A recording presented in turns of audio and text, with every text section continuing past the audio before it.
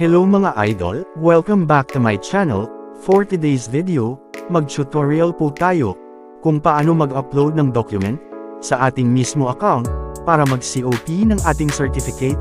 Pero bago yan, kung bago ka pa lang sa aking channel, huwag kalimotang mag-subscribe, click like and share. Malaking tulong na po yan sa aming mga content creator.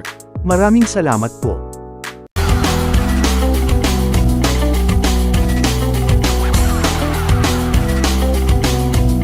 So yun mga idol, nahihirapan sa pag-upload sa mismo account, ito yung mostly na problem sa pag-upload ng document.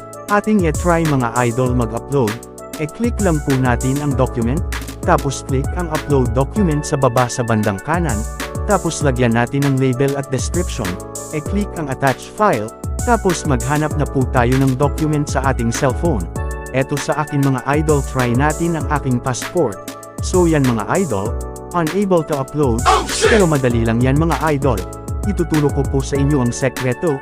Punta po tayo sa Google Chrome, at mag-type po tayo ng jpg2png.com, e-click po natin ang upload file, para po ma-convert po natin ang picture, tapos e-click po natin kung anong picture ang ating e-convert. So yan mga idol, convertin na po siya, at pagkatapos click natin ang download sa baba para ma-save natin ang picture. So ngayon mga idol, try po natin ulit, punta po tayo sa ating mismo account, at mag-sign in po tayo, punta ulit tayo sa document at e-click po natin ang upload document, tapos attach file, at hanapin natin yung picture na ating na-convert kanina. So yun mga idol, document successfully uploaded na po. Napakadali lang mga idol. So yan lang po muna mga idol for today's video.